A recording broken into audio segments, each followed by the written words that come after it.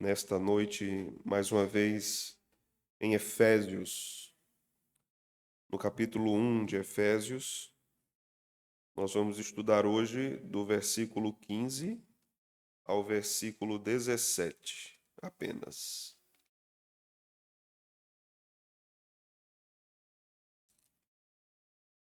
Vamos ficar de pé para nós lermos a palavra do Senhor.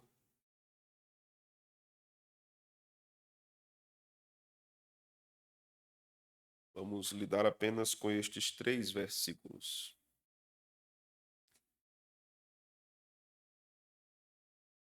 Por isso também eu, tendo ouvido a fé que há entre vós, no Senhor Jesus, e o amor para com todos os santos, não cesso de dar graças por vós, fazendo menção de vós nas minhas orações, para que o Deus de nosso Senhor Jesus Cristo, o Pai da glória, vos conceda espírito de sabedoria e de revelação, no pleno conhecimento dele.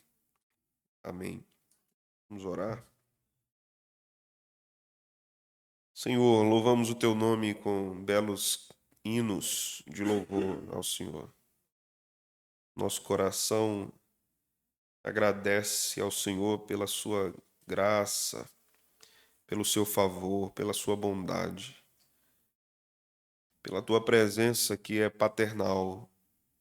E como o próprio texto diz, o Pai glorioso, Pai de Jesus, mas também nosso Pai, fomos atraídos ao Senhor irresistivelmente e nos alegramos nisso.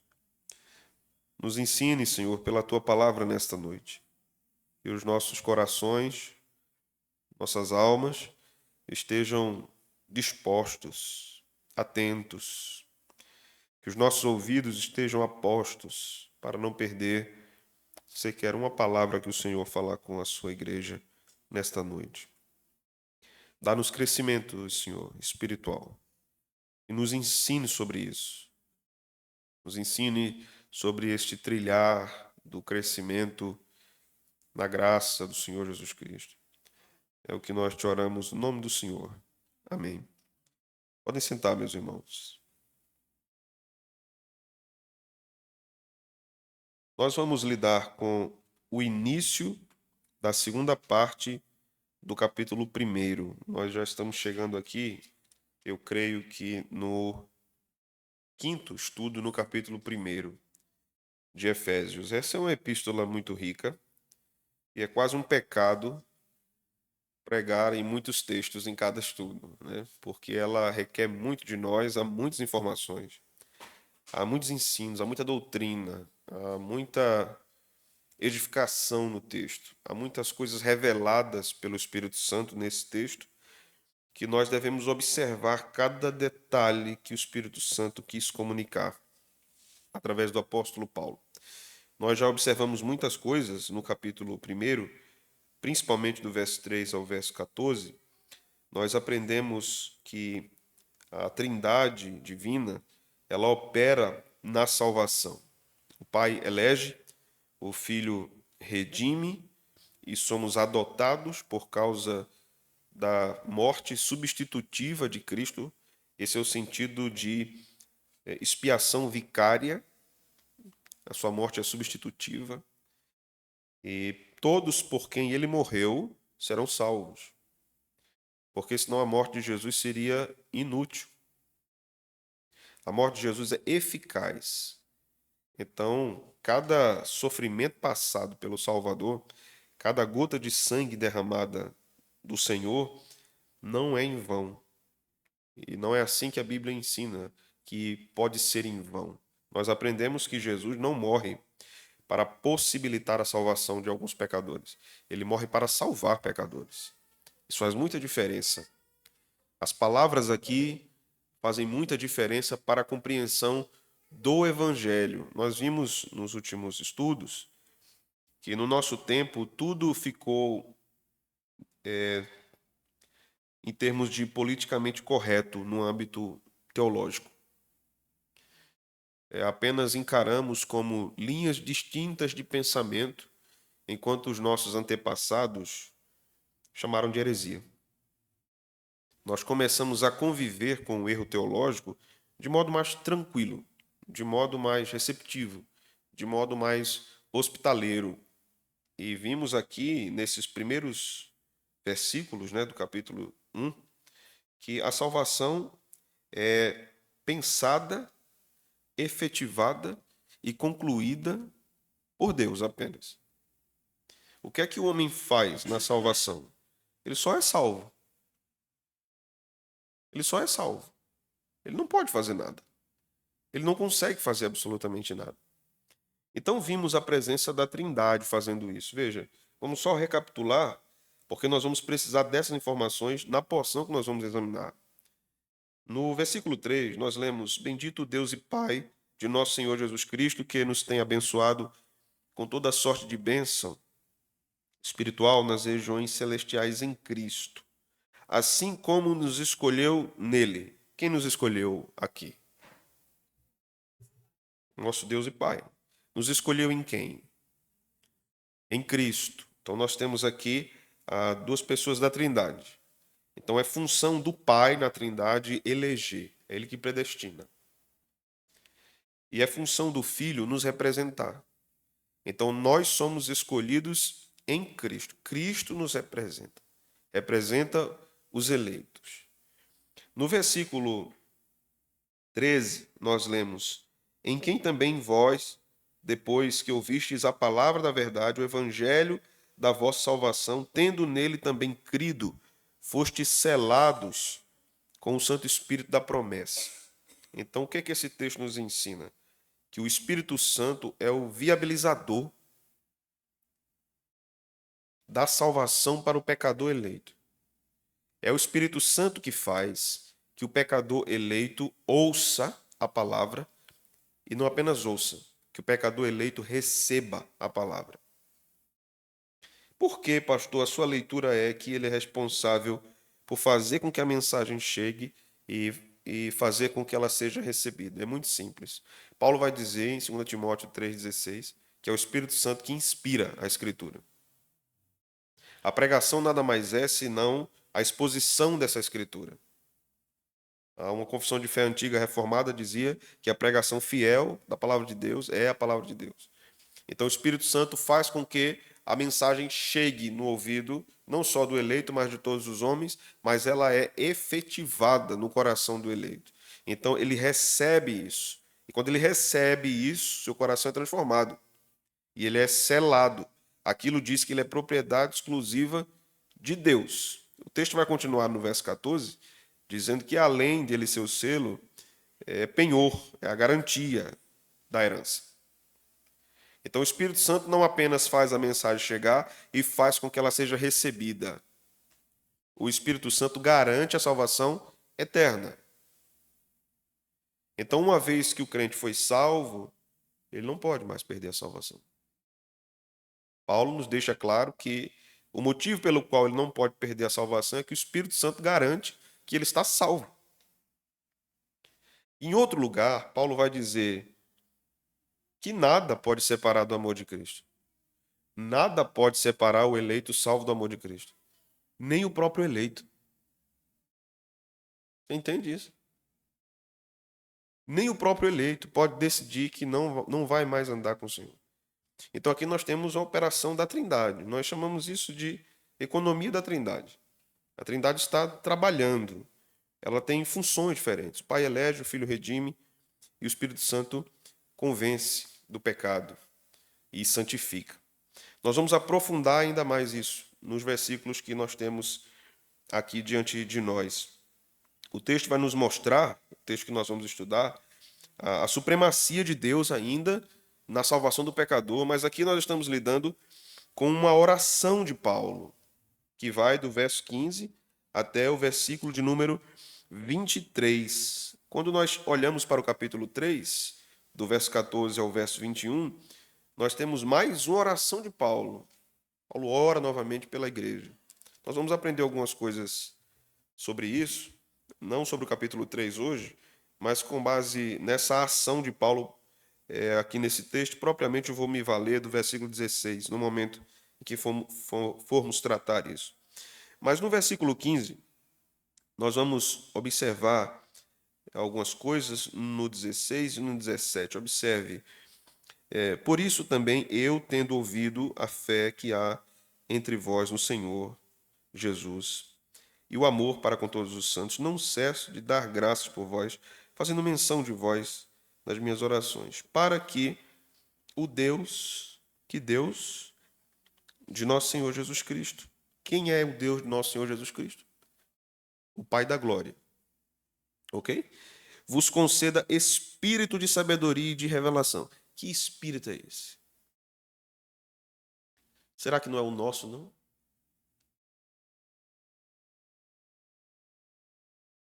Este é o Espírito Santo. Nós vamos estudar isso. Então, esse texto nos mostra, mais uma vez, a presença do Pai, do Filho e do Espírito Santo, agora na obra santificadora, não mais na obra salvadora, mas o que vem depois da obra salvadora. De modo que o que podemos aprender inicialmente, sem mesmo investigar o texto, irmãos, é que o Deus triuno não nos salva apenas, ele caminha conosco toda a vida cristã. Em tudo. Nós cantamos a Ele porque Ele nos faz cantar a Ele. Nós oramos porque Ele ora conosco. Ele ora conosco. O Espírito ora conosco. O Filho intercede por nós. Mesmo quando nós estamos sozinhos, nas cavernas da vida, na solidão que talvez nos alcance, nós nunca estamos sozinhos. Um crente nunca está sozinho. Porque Deus sempre está com ele. Um crente sempre está em congregação, mesmo quando ele não tem uma congregação. Ele está com a Trindade. Sempre. A obra de Deus é magnífica, maravilhosa. Mas nós vamos investigar aqui esses versículos. Veja o verso 15. Por isso, nós precisamos investigar por que Paulo começa desta forma este versículo. Devemos lembrar que já faz aqui 5 anos que Paulo não vê a igreja de Éfeso, quando possivelmente esta epístola é escrita. Então, naquela igreja haviam novos crentes, pessoas que conheceram o evangelho depois da saída de Paulo. E essas pessoas não ouviram o que os antigos ouviram. Elas não foram ensinadas, instruídas, doutrinadas como os outros foram. Então, Paulo começa falando da fé e do amor da igreja. Observe. Também eu, tendo ouvido a fé que há entre vós no Senhor e o amor para com todos os santos. A vida de fé, nós aprendemos aqui, traz resultados na vida da igreja local. Fé em Jesus está sempre relacionado ao amor a Deus e ao amor ao outro. Nunca apenas amor a Deus, sempre amor a Deus e sempre amor ao outro. E quando Paulo diz aqui o amor para com todos os santos aqui são os crentes da igreja de Éfeso, da igreja local. Eles não tinham apenas um amor pela igreja de Cristo de modo geral, de modo universal, de modo católico. Era um amor pela congregação local. Então, quando Paulo começa no verso 15, por isso ou por esse motivo, ele está se referindo ao quê? Por isso, o quê? O por isso que Paulo está se referindo, de modo mais geral, é o que está do verso 3 ao verso 14. De modo mais específico, é o que está no verso 13 e 14. Vamos ler de novo. Em quem também vós, depois que ouvistes a palavra da verdade, o evangelho da vossa salvação, tendo nele também crido, fostes selados com o Espírito Santo da promessa, o qual é o penhor da nossa herança, até o resgate da sua propriedade, em louvor da sua glória. Por isso, por causa do que vocês ouviram, por causa do que ocorreu com vocês, por causa do selo que receberam do Espírito Santo, por causa da obra do Espírito Santo em ser penhor da nossa herança, ser a garantia da nossa herança, por isso eu, tendo ouvido a fé que há entre vós no Senhor Jesus Cristo e do amor para com todos os santos, não cesso de orar por vós. O que resulta na fé, e uma fé aqui distinta do que nós vimos do verso 3 ao 14. Do verso 3 ao 14, nós estamos falando da fé, uma fé salvadora. Então, é aquela fé que creu no Evangelho. Aquele indivíduo foi alcançado. Quando Paulo trata de fé no verso 15, ele está falando dessa fé agora em estado de continuidade. Aquela fé que fica, que permanece, que persevera. Ela não é uma fé passageira. Ela não foi lançada entre espinhos. Ela não foi lançada entre pedras. Ela não foi lançada à beira do caminho. Ela foi lançada em terra boa. Então ela cresceu e agora ela está dando fruto. Então é uma fé contínua. Então, tendo ouvido desta fé que vocês têm, e a gente pode entender aqui em termos teológicos, essa fé perseverante que vocês têm, e o amor para com todos os santos, eu não deixo de orar por vocês. Mas a fé contínua deles não era uma fé na fé. Não era uma fé nas coisas aparentes, nas coisas evidentes. Era uma fé em Jesus, irmãos. Não era uma fé que a coisa vai melhorar no ano que vem, quando a política mudar. Não é? Não é uma fé no próximo prefeito. É uma fé em Jesus. Uma fé contínua. Uma fé inabalável. Porque ela está firmada em Cristo apenas. Esta fé contínua, que é fruto de uma obra pensada por Deus desde a eternidade, efetivada no tempo, quando Deus chama, quando Deus nos adota como seus filhos, esta fé contínua, ela tem resultados. Na igreja local, o amor à igreja. Por isso que no credo, no texto original, diz assim: creio na igreja. Entende, irmãos? Creio na igreja.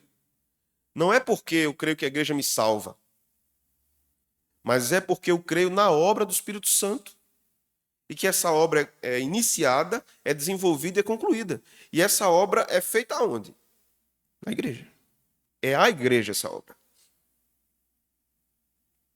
O Espírito Santo implementa isso. E ele está absolutamente envolvido aqui, né? Então, Paulo agradece a Deus pela fé daqueles irmãos e por seu amor. O que Paulo está nos ensinando aqui, falando sobre isso, né? Ele está se dirigindo aos Efésios inicialmente, mas ele está nos ensinando muita coisa. E que essa igreja perdeu, irmãos. Ela perdeu. Paulo está dizendo aqui: eu dou graças porque hoje vocês têm uma fé contínua, firme, e há um amor entre os santos, e eu tenho ouvido isso. Paulo não estava em Éfeso, Paulo estava em outro lugar. E as notícias chegavam. Mas quando nós lemos sobre esta igreja no Apocalipse, o que é que o Senhor diz? Tenho contra ti que deixaste teu primeiro amor. A Deus e ao outro. Porque se você não ama devidamente a Deus, como é que você vai amar devidamente o outro? Essa igreja perdeu isso. E aí eu falo para a primeira igreja congregacional de Caruaru. Que não percamos isso. Que a fé seja contínua. E que o amor também seja. O amor também seja. Não adianta, no aniversário de 200 anos dessa igreja, quando a gente estiver aqui, a gente... Vocês querem, não? Vocês querem, estão querendo morrer? Estão querendo morrer? Eu querendo dar longevidade a vocês aqui, vocês não querendo morrer? Um ano de 225 anos da primeira igreja. Não adianta nós chegarmos lá, irmãos, olharmos para trás e dizer: era bom em 2024. Tinha muito amor na igreja. Tinha muita doutrina na igreja. Era bom naquela época. A igreja deve perseverar. É claro que nós não respondemos pelas gerações vindouras, né? Nós não podemos fazer isso. Nem pelas passadas também. Nós respondemos pela nossa geração.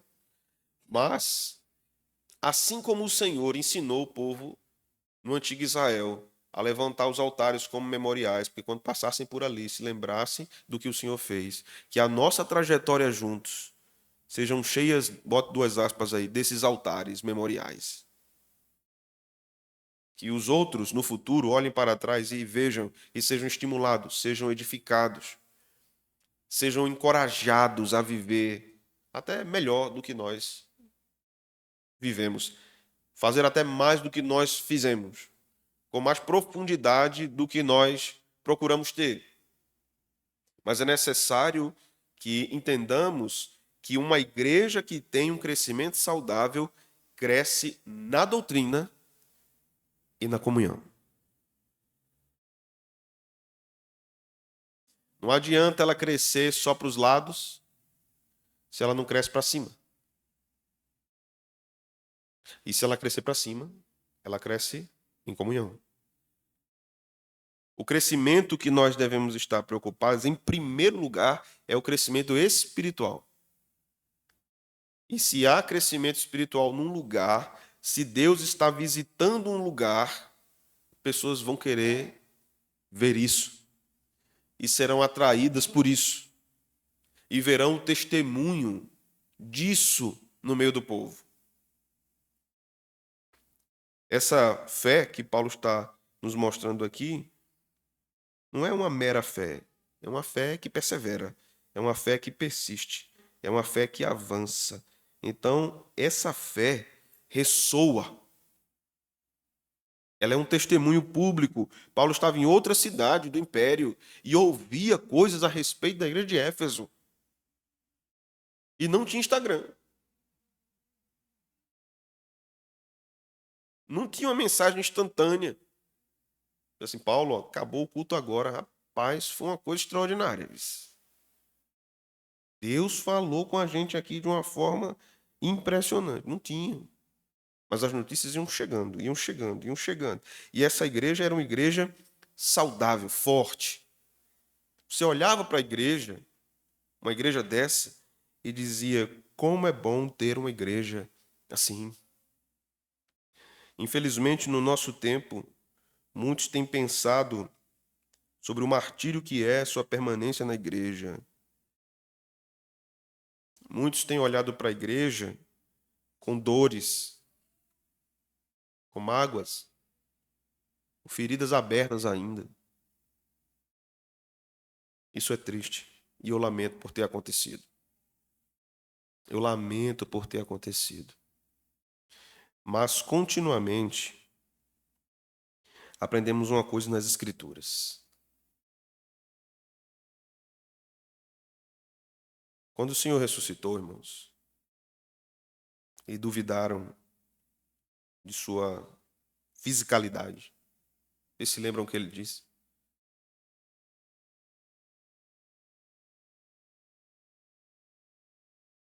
Nessas marcas aqui? Sou eu mesmo. Aquele que foi ferido e morto. Em outro lugar, nós vamos ler, e eis que estou vivo. Aquelas marcas nos ensinam que o ferido deve continuar cuidando de outros feridos. Que na caminhada da igreja, é um aleijado de uma perna ajudando o outro a andar. Essa é a caminhada da igreja. É um ansioso dizendo ao outro assim, confie em Deus. Deus é poderoso e Ele vai agir.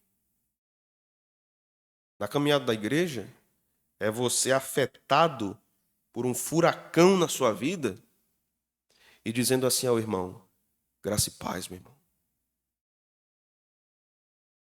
E o outro respondendo, amém. Assim seja. É alguém lhe perguntando, você está bem? E você dizer, está tudo em paz. Não por formalismo, mas por convicção de esperança em quem é o seu Deus e como Ele cuida de você. E como você é cuidado pela igreja. Mas a gente tem a tendência a observar mais profundamente um ato pecaminoso contra nós e dizer a igreja é assim. Um ato de uma pessoa e nós dizemos a igreja é assim. Tudo bem, duas pessoas, mas não é a igreja. Não é a igreja. E ainda que seja a igreja, o Senhor olha para nós, né, irmãos, e nos pergunta: lembre de minha história. Lembre de minha história e lembre do que eu disse. Pai, perdoa-lhes, porque não sabem o que fazem. A igreja mantém uma fé, uma caminhada de fé. Paulo ouviu falar não só do relacionamento vertical dos Efésios, mas do horizontal. Esse povo amava profundamente Jesus. E quem ama profundamente Jesus, ama o outro. Nós somos diferentes. Temos aquelas pessoas mais reservadas, que você não vai ver um sorriso estampado do tamanho do mundo. Mas quando você se aproxima, se cria um relacionamento, você vê quanta piedade pode ter ali. Nós temos aquelas outras que são braços abertos, gente fina, gente boa demais. Você termina o curso, você já sabe que vai comer uma pizza. Já sabe com quem contar para engordar junto. Mas nem todos são assim, não é verdade, irmãos? Isso é a vida da igreja. Mas o amor a Deus demonstra amor ao outro. A forma do amor cristão é vertical e horizontal. Esta é a forma do amor cristão. É porque somos amados primeiro que amamos a Deus. E porque amamos a Deus, amamos o outro. Aprendemos nesse versículo que uma igreja que recebe, aprende e atenta para o evangelho é uma igreja que cresce em sua perseverança. Ela é uma igreja perseverante. Esta é uma marca de uma igreja saudável, uma igreja perseverante. Lembremos, irmãos, que este povo de Éfeso era um povo idólatra que adorava Ártemis ou Diana dos Efésios. Esse povo não conhecia Deus, não conhecia salvação. Eles ouviram de Apolo, posteriormente de Paulo, e foram crescendo nisso. Agora esse povo não é mais idólatra, agora esse é um povo que ama o Deus verdadeiro e que persevera nisso. Nós devemos amar a Deus, devemos amar a igreja, o povo que Deus nos deu. Vamos lá para Atos dos Apóstolos? É um texto tão conhecido, mas não é possível nós passarmos por ele ou passarmos por esse assunto sem observarmos de novo esse texto. Atos 2.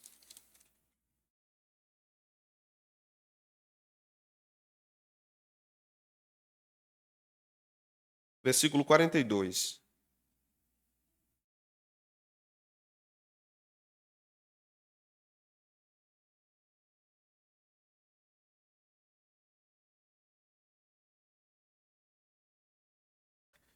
O texto vai dizer: e ouviram a doutrina dos apóstolos. Foi assim, irmãos? Ficaram extasiados com a pregação de Pedro. É assim, irmãos? Era impressionante as aulas de Paulo. Abordagem profunda no hebraico bíblico nos ensinando sobre o Messias. Era assim? Não. Perseveravam na doutrina dos apóstolos. O que mais? Comunhão. E nas orações. O povo insistia nisso. Nós temos uma tendência a desistirmos mais rápido da perseverança da oração, do partir do pão e da comunhão. A gente vai deixando. Aí vai deixando de ir no culto, vai deixando de participar das coisas da comunidade. E aí, quando recebe uma ligação de um presbítero, uma visita do pastor, mas eu estou firme, pastor. Eu creio no evangelho. É mentira minha? Estou indo não, pastor, mas é porque está uma correria, está corrido. Como diz o povo lá de cá, né? Está pegado o negócio aqui. Está pegado? Quem vai te pegar é Jesus agora. O Senhor nos convoca a perseverarmos nisso tudo, na doutrina, na comunhão, no partir do pão e nas orações. O partir do pão aqui pode simbolizar o culto, a mesa da ceia. O Senhor nos convoca a perseverarmos nisso. Eu já disse lá atrás aos irmãos, torno a dizer. Nós precisamos entender, irmãos, que nós não devemos abandonar a perseverança ao culto e à comunhão porque a gente está triste com uma coisa que aconteceu. Não, eu estou triste. Eu não vou porque eu estou triste. Eu já vi. Eu vi. Ninguém me disse. Eu vi. Eu fiz um funeral de um irmão muito querido. Era um diácono da igreja. Ele tinha mandado mensagem para mim um dia antes. Disse, pastor, ore por mim, amanhã eu vou me submeter novamente à cirurgia porque eu preciso trocar a válvula. Mas ore por mim que eu estou em paz, estou confiante. Deus abençoe o senhor e a sua família. E eu liguei para ele, nós oramos no telefone. No outro dia ele foi para o hospital. Na hora da cirurgia eu estava fazendo visitas, eu estava na rua. E aí o cunhado dele ligou, meu telefone começou a tocar e eu estava esperando a notícia. Deu tudo certo, pastor. Disse, pastor, o senhor pode ir na casa da viúva, dar a notícia aos filhos. Ele não aguentou. Foi uma tristeza aquilo. Eu me senti verdadeiramente o mensageiro da morte. Isso foi no meio da semana, acho que na quarta-feira. No domingo de manhã eu estava dirigindo o culto, quando eu levantei a cabeça, aquela mulher entrava com todos os filhos no templo. Enlutados de preto. Se ajoelharam, oraram, cantaram. Por obra da providência, naquele dia se cantou os hinos que ele mais gostava. À noite essa mulher estava de novo. E aí eu fui falar com ela. Disse, veio para o culto, Seva. Ela disse, como eu testemunharia da bondade de Deus na minha vida, tendo me dado meu esposo por tantos anos, abandonando o culto, pastor? Como eu ensinaria os meus filhos que o Senhor deu, o Senhor tomou, bendito seja o nome do Senhor, se eu abandonasse o culto? Eu estou em pedaços aqui, pastor, estou destruída. Mas eu sei que o meu Redentor vive. Eu sei que haverá ressurreição. Eu sei que haverá um final feliz para todos. Eu não sei como é que vai ser daqui para frente. Ele tomava conta de tudo, sei não. Mas eu sei que o Senhor está comigo. Essa mulher só deixava o culto se estivesse doente ou de férias viajando, só. Só. Esta é uma comprovação de alguém que entende o Evangelho. Que entende o Evangelho, né? Hoje, só para um vento frio, o crente não vem para a igreja não, porque ele não quer ficar gripado. Ixi, meu Deus, como está serenando. Não vou não. Eu tô com a impressão que vai chover muito daqui para eu chegar na igreja. Não vai dar não, para eu ir não. Não vai dar. Não, irmãos. Eu, eu, eu oro para que nós aprendamos isso, perseverar na doutrina, perseverar na comunhão, no partir do pão e nas orações. Isso é sinônimo de força espiritual de uma igreja. Força espiritual. Força. Aqui nós não estamos falando da necessidade de termos que criar coisas para que o povo venha. Vamos criar coisa aqui, povo vir. Vamos encher o tempo de balão aqui, de coração, de coisa, de alguma coisa. Pastor, se vista aí de alguma coisa, Chapolin, Batman, Chaves, para ver se o povo vem, para atrair. Imagina eu vestido de Chapolin, pregando aqui a vocês. Tem condição. Hã? E era. Isso é um povo ruim, rapaz. Tem que amar o próximo. Eita. Irmãos, Jesus disse: Nisto conhecerão todos que sois meus discípulos, se tiverdes amor uns pelos outros. Entenda o que eu vou dizer. A doutrina ocupa um lugar fundamental na vida cristã. Ela ocupa, insubstituível. Mas ninguém testemunha que você é um verdadeiro cristão se você falar o credo de cor e salteado ou uma confissão de fé inteira. Saber disso não testemunha para outra pessoa que você é um verdadeiro cristão. Para o outro que tem uma visão limitada, principalmente os não crentes, o que testemunha que você é um verdadeiro cristão, que eu sou um verdadeiro cristão, é se nós nos amarmos uns aos outros. Essa é uma mensagem que derruba portas, muralhas, quebra ferrolhos. Se nos amarmos uns aos outros. O amor é a marca do cristão. Agora, note que este amor é precedido de instrução. Como é que nós aprendemos a amar? Instrução. Instrução. Tanto em Atos como no Evangelho de João, como aqui em Efésios, nós aprendemos que o efeito direto do impacto da doutrina na nossa vida é nós nos amarmos. É nós começarmos a ter um molde diferenciado do mundo.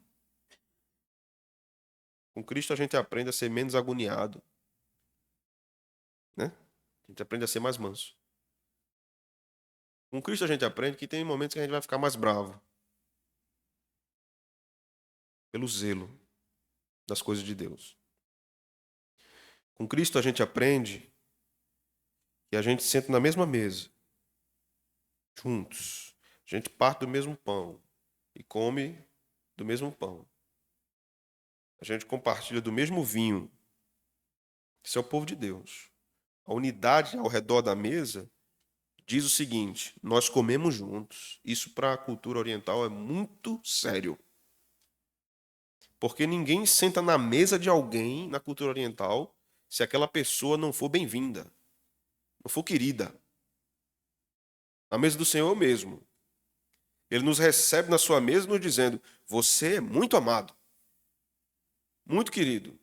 E eu quero que você sinta o mesmo pelos outros. E sentemos ao redor da mesa e partilhemos do pão e do vinho. Vamos para o verso 16. O texto vai dizer: Não cesso de dar graças por vós, fazendo menção de vós nas minhas orações.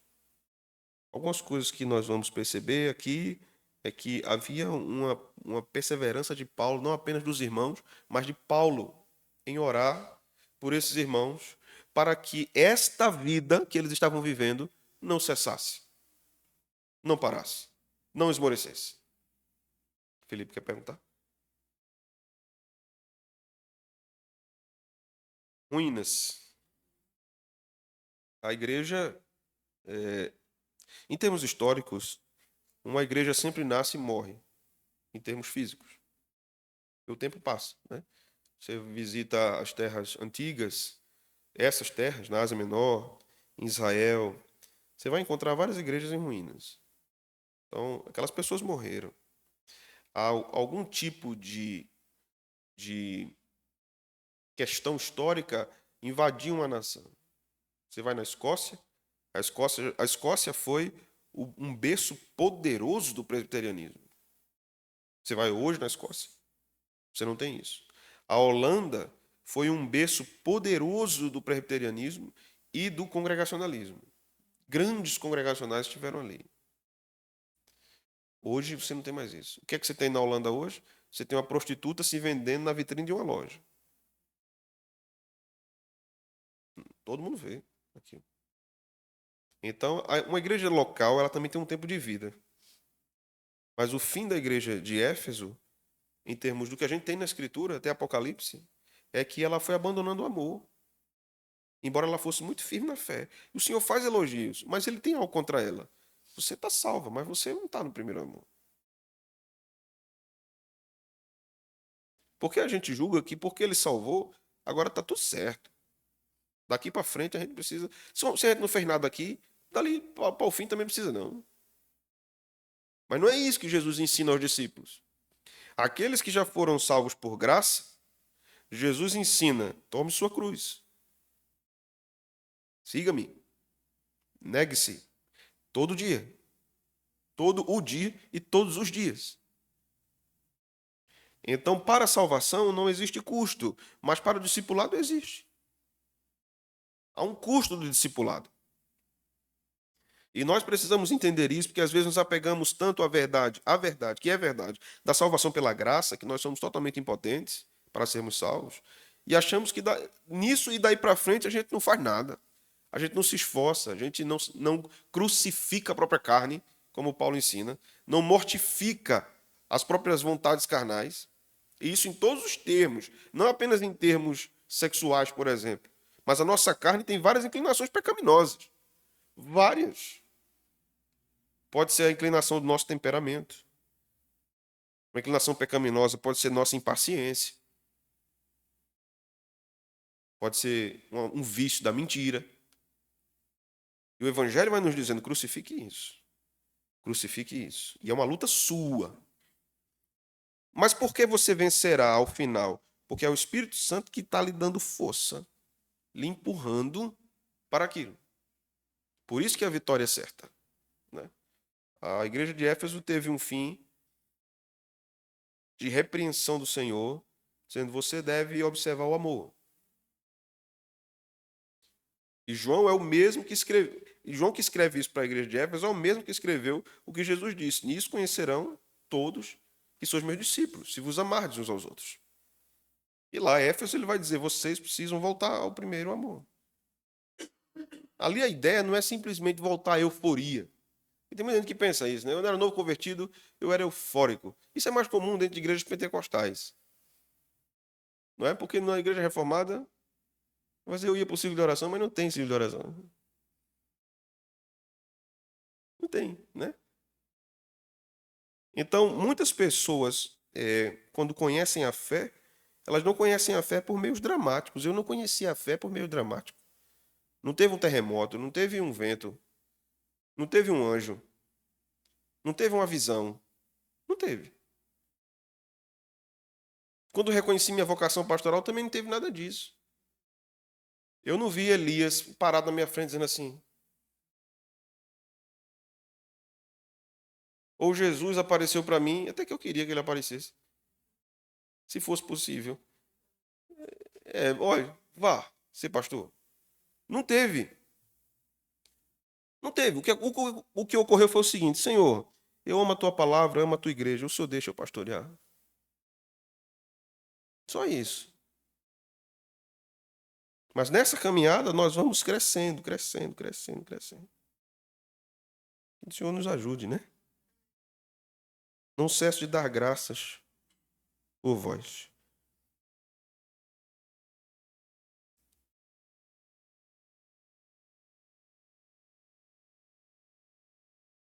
Aqui nós temos algo interessante também a pensarmos.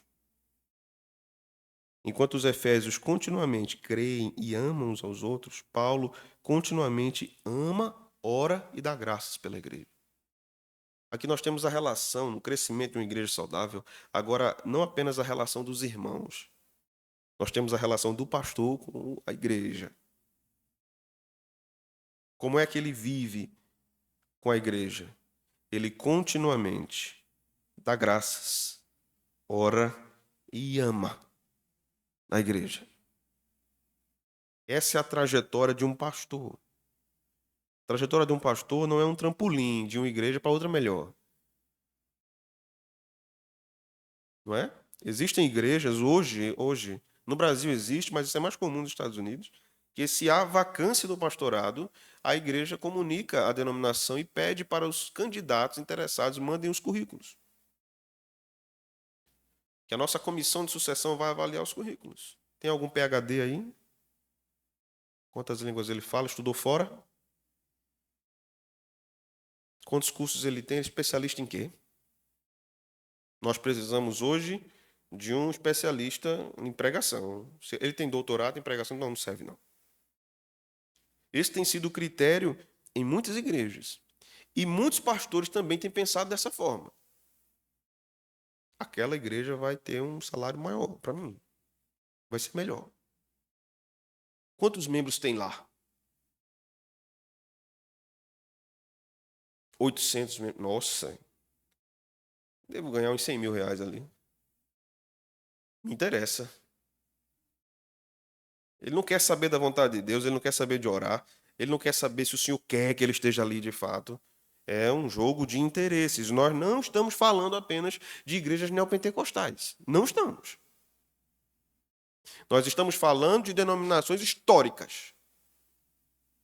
O jogo político onde Deus é o último da lista. Onde os interesses de uma igreja ou de um pastor são interesses pecaminosos. Não é assim que Paulo ensina aos ministros, nessa passagem. Não é assim que Paulo ensina à igreja, nessa passagem. Paulo era um ministro da palavra e um ministro da oração. Tanto quanto um pastor deve se dedicar à preparação de seus sermões, de seus estudos para a congregação, ele deve se dedicar à oração. À oração. Há alguns anos eu recebi um convite de uma igreja que ela mandou para mim uma lista de minhas tarefas, quais seriam.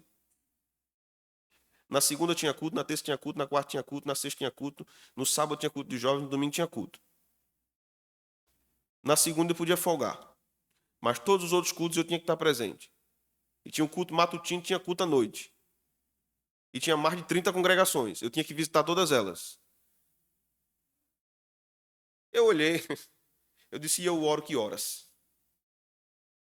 E eu estudo a escritura que quando? Eu já tive sensações de infarto quando eu estava lendo a proposta. Eu disse, eu já comecei a morrer agora. A igreja precisa observar isso. O pastor está orando. Ele está. Porque a oração na vida do pastor é um trabalho. O estudo é um trabalho. Há um trabalho público e há um trabalho invisível para a igreja. Mas quanto mais poder verdadeiro, poder espiritual estiver no púlpito, é por causa da oração. É porque aquele homem buscou o Senhor em oração e o Senhor o visitou, ou tem visitado na sua vida de oração. Sem oração, nós temos um barco sem motor ou sem remo. Tem o barco, mas não tem o que mover o barco. O ministério pastoral implica numa vida dedicada e perseverante de oração pela igreja. Isso é dito também em Atos 6 e 4. Vamos ler lá de novo o livro de Atos, que complementa muito do que Paulo vem ensinando aqui aos Efésios. O texto vai dizer o seguinte: e quanto a nós, nos consagraremos ao que, irmãos? A oração e ao ministério da palavra. Os apóstolos viram que a demanda na igreja havia crescido, eram muitas pessoas. E havia um contingente de pessoas gregas, helenistas, viúvas, que precisavam de socorro. No início, os apóstolos estavam envolvidos naquilo.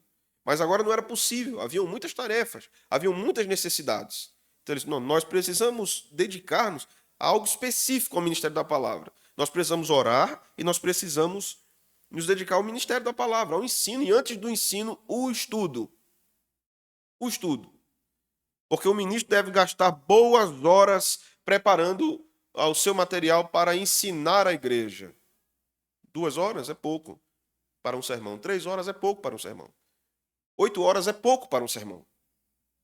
10 horas é pouco para um sermão. 24 horas estudando um texto é razoável. É razoável.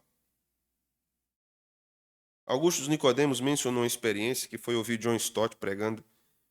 E Stott estava falando para o auditório que um pastor deveria gastar, em média, 24 horas ou mais preparando o sermão.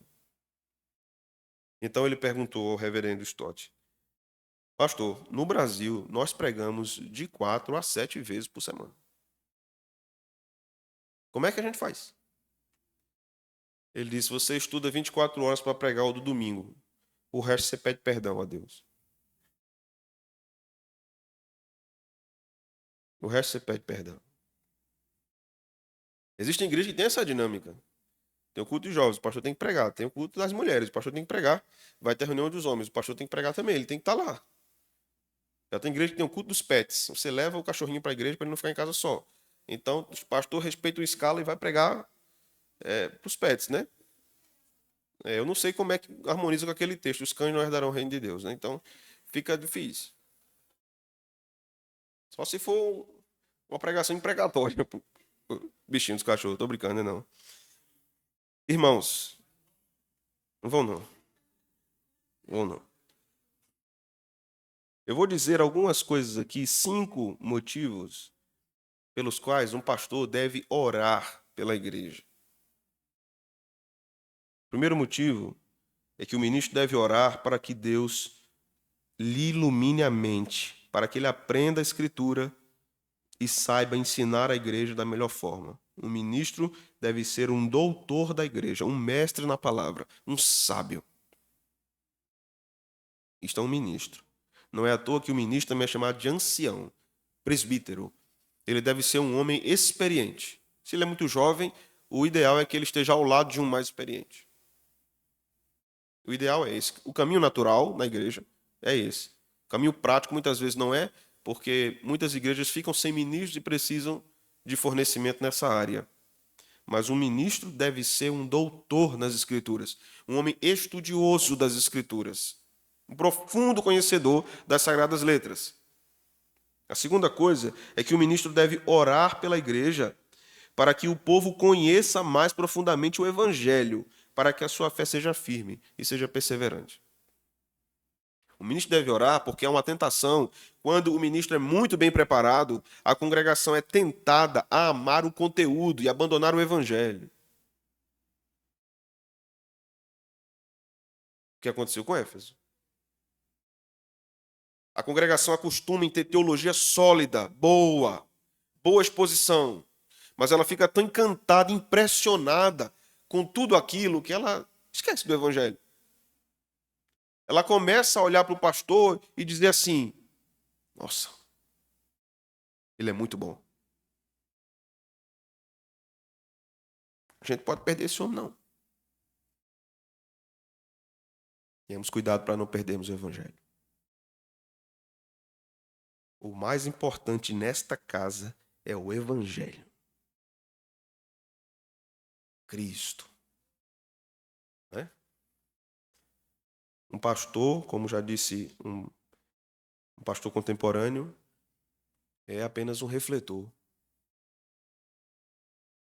Ele não se ilumina, não. A luz que ele exala, né, que ele emite, é para Cristo. É para o Evangelho. Terceiro motivo que um pastor deve orar, um ministro deve orar pela igreja, é para que o rebanho cresça em amor fraternal, para que na igreja haja paz e harmonia e os crentes pensem concordemente. Ele deve orar para que o povo conheça mais o Evangelho, mas ele deve orar também para que o povo ame-se mais, porque é desta forma que seremos conhecidos como discípulos de Cristo. Em quarto lugar, o ministro deve orar pela igreja para que o povo seja abençoado. Ele deve orar pelos enfermos, ele deve orar pelos abatidos, ele deve orar pelos aflitos, pelos enfraquecidos. Ele deve orar por aquele irmão que é templo do Espírito Santo, mas está em ruínas. Está se despedaçando por causa das aflições de sua vida. O pastor deve se ocupar disso. Ele não deve achar que cuidar de um irmão é perca de tempo. Ele não deve achar que enquanto eu estou aqui cuidando de um irmão, eu estou perdendo tempo, eu podia estar lendo. Isso é um pecado do ministério. Isso é um pecado. Ele deve ser disciplinado para as duas coisas. Para as duas coisas. Da mesma forma como Calvino, que era um gênio, que foi um homem que foi um instrumento de Deus, assim, de uma forma extraordinária. Foi um homem que pecou contra o seu cuidado físico.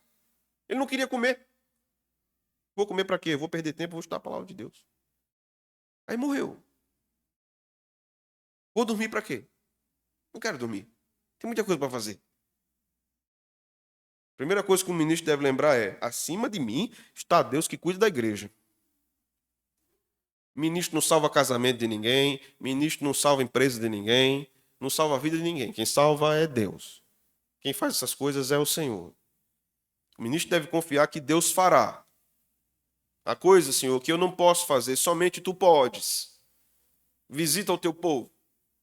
Mas há coisas que eu posso fazer, então eu tenho que estar lá. Eu tenho que marcar presença, não apenas para dizer eu vou para depois ninguém falar de mim que eu não fui. Não, não é isso. É um homem que ama profundamente o rebanho. Ele não faz porque é o dever. Ele faz porque o Senhor disse: esta é a minha noiva. E você tem que cuidar dela até o meu retorno. Você tem que cuidar dela. Ela não é sua, ela é minha. E se eu voltar e perguntar a você, por que você não cuidou dela quando ela estava doente? Por que você não cuidou dela quando ela estava triste? Por que você não cuidou dela quando ela estava se despedaçando de angústia? Por que você não fez isso? Por que é que um pastor vai dizer: Senhor, eu estava estudando a palavra. Tinha saído um livro novo, Senhor. Aí eu estava lá, me deleitando naquele texto. A vida de um pastor é igual à vida de um marido que está sentado no seu escritório, se deleitando no livro de Shakespeare. E quando ele chega numa parte culminante, a esposa disse: vá pegar o lixo lá fora e botar na rua, porque o carro do lixo passa amanhã de manhã. E ele é interrompido bruscamente. Fica meio zangado, né? Como é que a pessoa está pensando em Shakespeare? E vai pegar o lixo. Mas é a vida, né? É a vida. É igual um pai que arruma o filhinho todinho para ir para a igreja e quando na hora que vai sair para a igreja, o menino faz lá as suas necessidades. E suja a camisa de linho. O que é que ele faz? Vai trocar o filho e vai se trocar. Amando. Essas interrupções são santas. São interrupções santas da vida cristã, da vida pastoral, que tem extensão para todas as áreas da vida da igreja. Por último, irmãos, o ministro deve orar para que o povo seja preservado do pecado e que haja santidade no tabernáculo do Senhor. O ministro exerce um sacerdócio, de fato. Ele busca a Deus: Senhor, preserve o povo, livre o povo do pecado. O verdadeiro pastor se angustia com os pecados do povo. Se angustia. Sofre as aflições. E continua tentando ajudar, perseverando em ajudar. Por isso, ore pelos pastores. Para que sejam fiéis. Para que sejam pastores de verdade. De verdade. De fato. Vamos para o verso 17. Este é um verso mais difícil.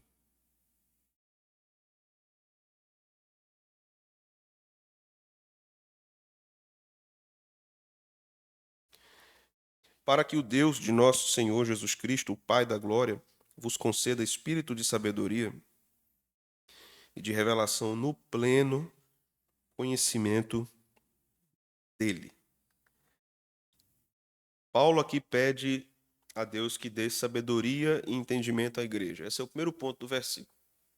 Está orando para que Deus forneça isso à igreja. No versículo 17, nós também temos uma coisa muito interessante aqui da relação do Pai com o Filho, para que o Deus de nosso Senhor Jesus Cristo, o Pai da glória. Então, Paulo mostra esta relação filial dentro da divindade, mas além disso, ele mostra mais duas coisas. Ele mostra a posição de Cristo em relação a nós, não apenas em relação ao seu Pai. Ele diz que Jesus é o Filho do Pai, mas ele chama Jesus de Senhor. O Senhor Jesus Cristo. A menção aqui a Senhor é em relação a nós, porque Jesus não é Senhor do seu Pai, ele é Senhor da igreja. Então, Cristo tem essa relação de senhorio com a igreja. Mas ele também fala da relação do Pai conosco, chamando o Pai de Pai glorioso. E na nossa tradução atualizada tem Pai da glória. Mas aqui pode ser traduzido tranquilamente como Pai glorioso. Qual é o pensamento de Paulo aqui sobre essa questão de glória? Nós precisamos reconstruir isso à luz das Escrituras. Então, por exemplo, nós observamos em Atos 7:2 que Deus é chamado de o Deus da glória. Nós observamos em Números 24:11, 1 Coríntios 2:8, que ele é chamado de o Senhor da glória. E o Salmo 24 chama de... Lembram? Salmo 24? Salmo 24? Vamos ver? Senhor da glória. Salmo 24. Ao Senhor pertence a terra e tudo que nela se contém, o mundo e os que nele habitam. Fundou-a ele sobre os mares e sobre as correntes a estabeleceu. Quem subirá ao monte do Senhor, quem há de permanecer no seu santo lugar? O que é limpo de mãos e puro de coração, que não entrega a sua alma à falsidade, nem jura dolosamente. Este obterá do Senhor a bênção e a justiça, o Deus da sua salvação. Tal é a geração dos que o buscam, dos que buscam a face do Deus de Jacó. Levantai, ó portas, as vossas cabeças, levantai-vos, ó portais eternos, para que entre o Rei da Glória. Quem é este o Rei da Glória? O Senhor forte e poderoso, o Senhor poderoso nas batalhas. Levantai, ó portas, as vossas cabeças, levantai-vos, ó portais eternos, para que entre o Rei da Glória. Quem é este Rei da Glória? O Senhor dos Exércitos, ele é o Rei da Glória. Esta referência a Deus como glorioso nos ensina que apenas a ele pertence toda a honra. É a primeira coisa que nós precisamos entender. A segunda coisa é que glória sempre aparece numa relação de esplendor, de pureza, de Deus demonstrar majestade. Deus é o Pai glorioso. Mas glória também significa a reunião de todos os seus atributos, o que nós chamamos de as perfeições divinas. A beleza divina. Deus é o Pai glorioso porque possui todas essas perfeições divinas e exerce sua paternidade para conosco nessas perfeições divinas. Paulo está nos ensinando que o Pai glorioso é aquele Pai que nunca falhará, que nunca errará, que nunca deixará de nos amar, que nunca haverá um defeito nele. Isso é maravilhoso, porque nós aprendemos com isso que nós temos um Senhor, Jesus Cristo, e nós temos um Pai. E que não há tirania nessa relação conosco. Embora às vezes pareça, como na história de Jó, mas há amor para conosco. Um senhorio amoroso. Paulo vai falar em Colossenses de o reino do seu Filho amado. O reino de Deus é um reino de amor. Eu estou bem amoroso esses dias, né? Estou falando muito de amor, né? Bem romântico. Vamos voltar para lá? Aqui nós chegamos na parte mais densa, que é sobre o espírito de sabedoria e de revelação, no pleno conhecimento de Deus. A palavra sabedoria aqui pode ser traduzida por percepção, perspicácia. Então, Paulo está pedindo que Deus nos dê essa percepção das coisas ao redor,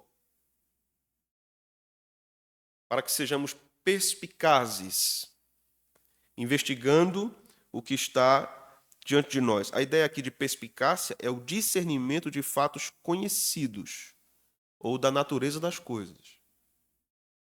Então, o Senhor dê à igreja discernimento para entender a verdade a respeito das coisas, a verdade a respeito dos fatos que já são conhecidos. Amadureça o teu povo. Dê a ele discernimento para entender o que já está posto. O que é que Paulo está pedindo?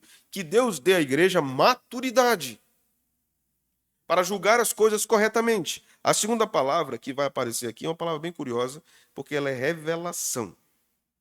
Uma leitura apressada pode errar aqui, né? O crente pode olhar para aqui e dizer assim, mas rapaz, eu tenho que pedir a Deus revelação.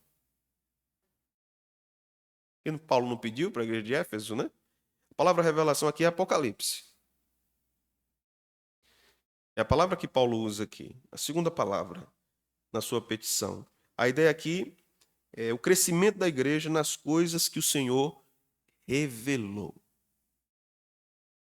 Paulo pede que a igreja tenha crescimento nas coisas que antes eram obscuras, estavam em estado de mistério e que Deus revelou, que a mente humana jamais poderia investigar. Paulo está dizendo: faça, Senhor, que a igreja entenda essas coisas. Esses mistérios, que agora não são mais, eles são revelados. Paulo trata sobre essa questão de mistério também em Colossenses. Apesar de lá usar a palavra mistério, aqui ele usa Apocalipse. Até aqui tudo bem, né? Mas agora nós temos a questão do Espírito. Espírito de sabedoria, ou veja, e de revelação. Veja qual é o problema aqui. Para que Deus, o nosso Senhor Jesus Cristo, o Pai da glória, vos conceda espírito de sabedoria. Vocês falaram no início que acreditam que aqui é o Espírito Santo, não é?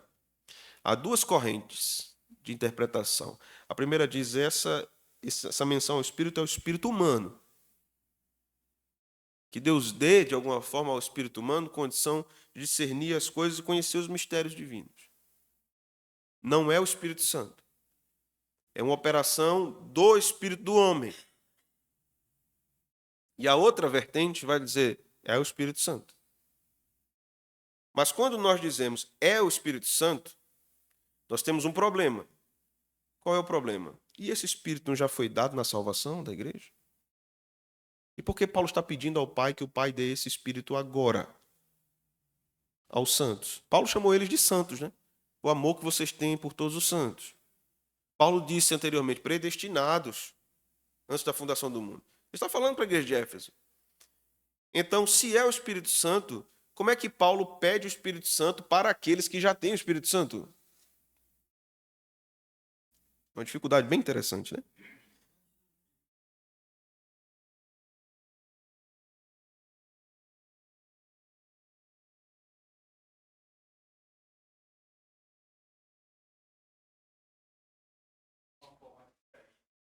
Do Antigo Testamento. A presença do Espírito Santo no Novo Testamento é uma presença diferente do Antigo.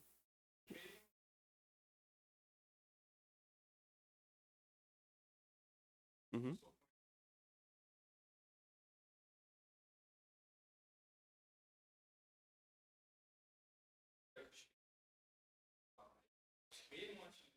Entendi. Veja só. O que Jesus fala do Espírito Santo? Vos darei outro consolador. Né? Então Jesus não estaria mais, mas daria ao povo, seus discípulos, alguém semelhante a ele. Então, quando Jesus estava, ele estava na vida das pessoas. É óbvio que antes da descida do Espírito em Pentecostes, havia uma relação do Espírito com o povo, porque havia salvação. E não pode haver salvação sem o Espírito. Mas a operação do Espírito no Novo Testamento, a partir de Pentecostes, é muito diferente do que acontece no Antigo Testamento. Exato.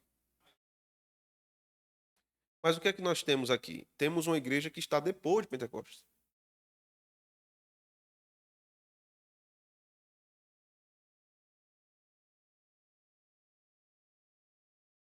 Não. Esta igreja já foi selada. Ela tem o Espírito. Então, o que é que Paulo pede para ela agora? Sabedoria, revelação.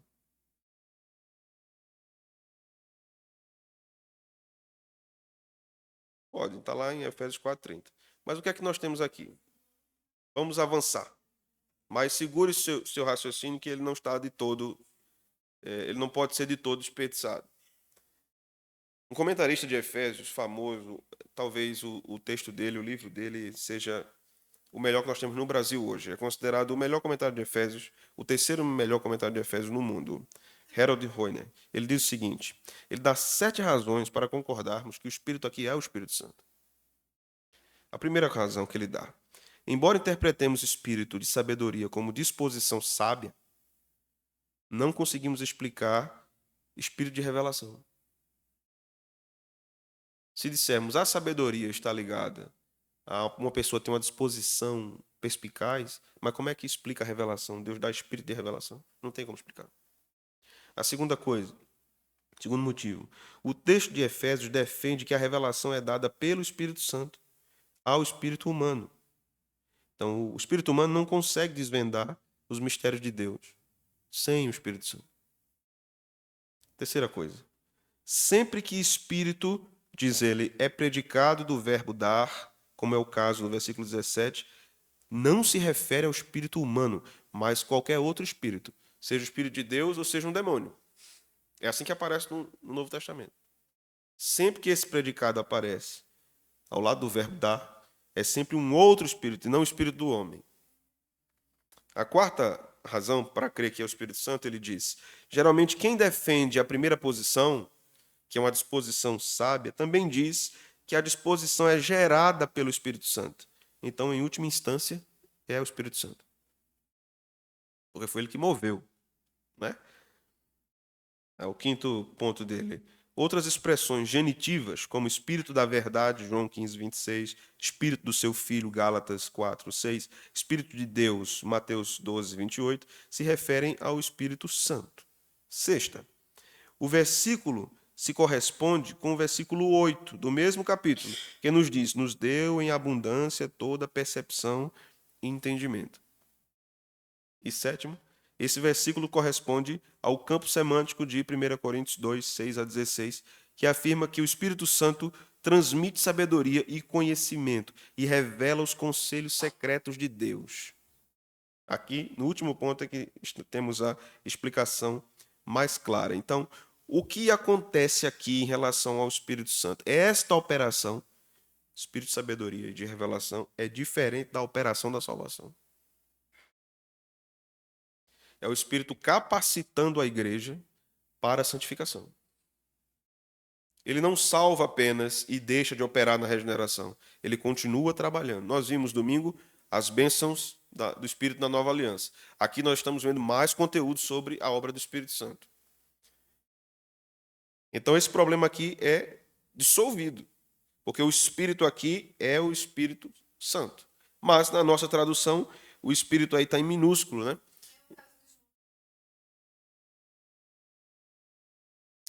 João 8.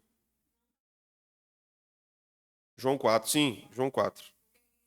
Sim, está, é uma obra do Espírito Santo. E é o Espírito Santo. Então, nas nossas Bíblias, nem sempre nós vamos encontrar todas as referências ao Espírito Santo com letra maiúscula. No grego é sempre minúsculo. Daí a dificuldade do tradutor, né? Então, muitas vezes a tradução vai depender da perspectiva do tradutor. Eu acho que aqui é o espírito humano, é minúsculo, como vai acontecer em outros textos. É a importância de nós estudarmos o texto, né? Para a gente concluir, algumas aplicações aqui. O Espírito Santo é quem promove a regeneração no coração do pecador. Tito 3 e 5 nos diz isso. Sem essa obra, não é possível sermos salvos. O Espírito precisa fazer a obra. Ele precisa transformar o pecador.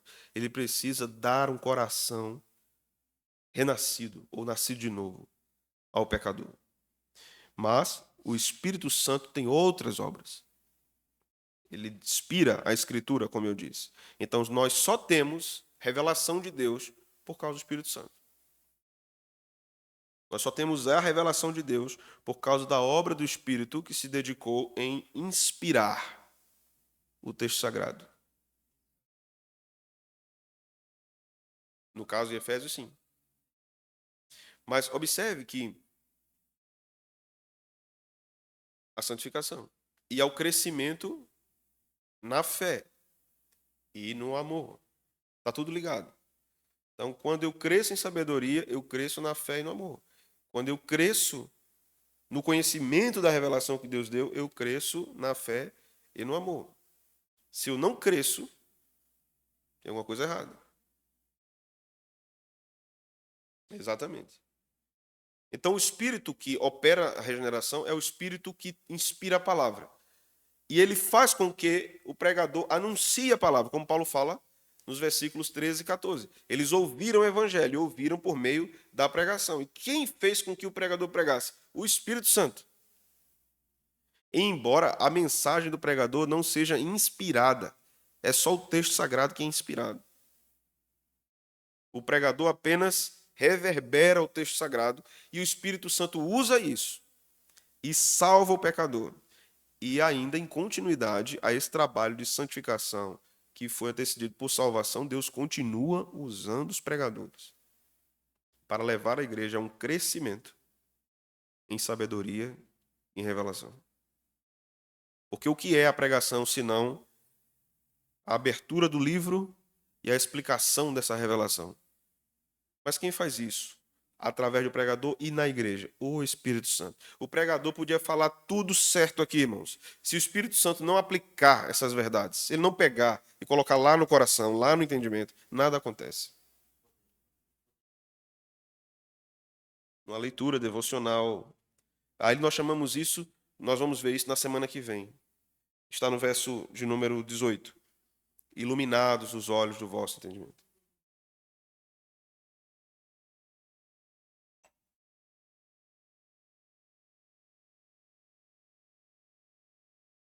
Sim,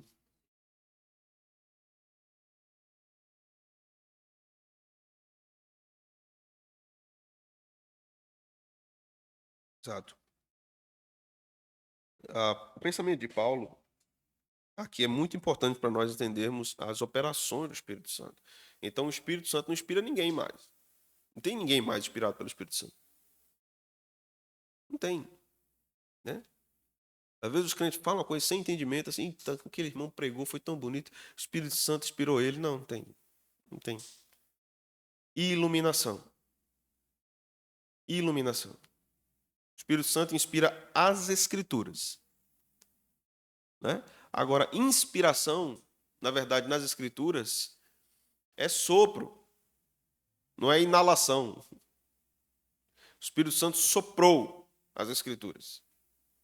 Agora, se alguém lê as Escrituras e é absolvido pela mensagem das Escrituras, e ele é encorajado pela mensagem das Escrituras, ele prega, ele ensina, ele canta, ele pinta, ele foi movido por isso.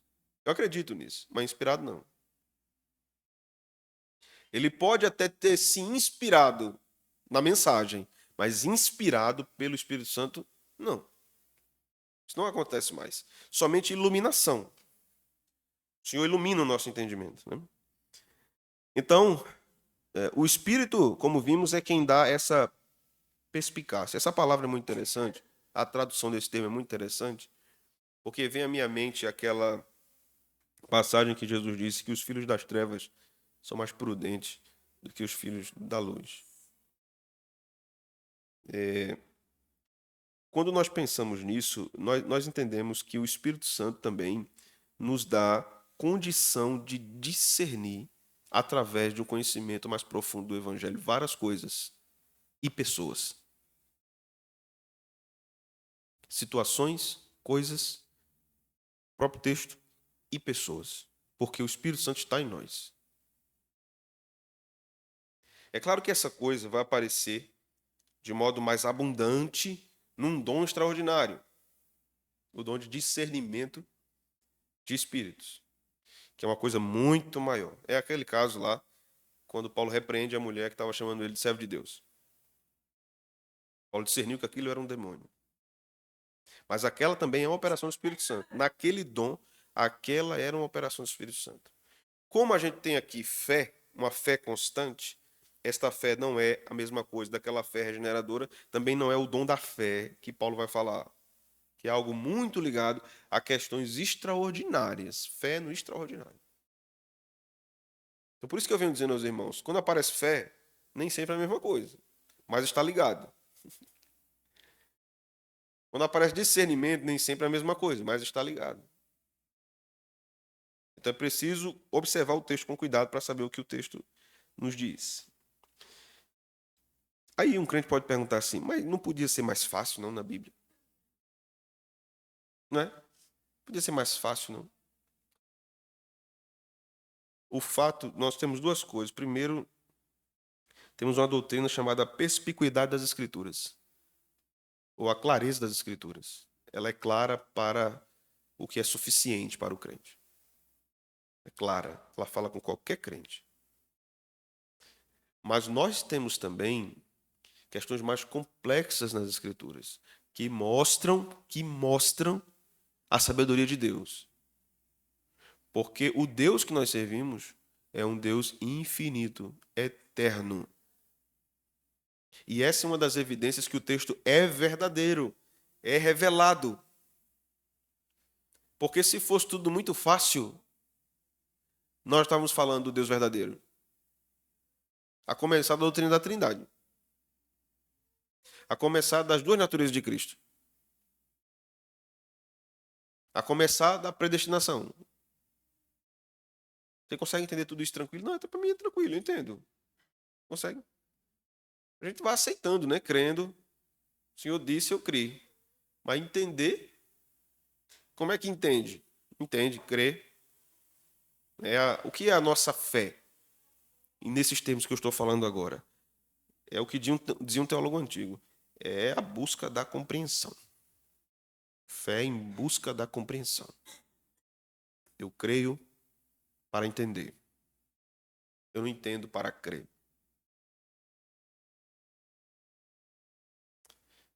Precisamos aprender, então, finalmente, irmãos, que a nossa vida deve ser vivida em dependência total do Espírito Santo. É por meio dele que nós vamos chegar até o fim. Ele é o verdadeiro amigo, o inseparável amigo que está conosco, nos ensinando mais sobre Deus, mais sobre nós mesmos e mais como nós devemos viver para Deus. Quanta riqueza há nessa oração de Paulo, nós vimos apenas uma parte. Na semana que vem nós vamos para outra parte e que o Senhor aplique tudo isso a nós. Os irmãos têm alguma pergunta, alguma fala, alguma inspiração? Deus revelou alguma coisa a alguém?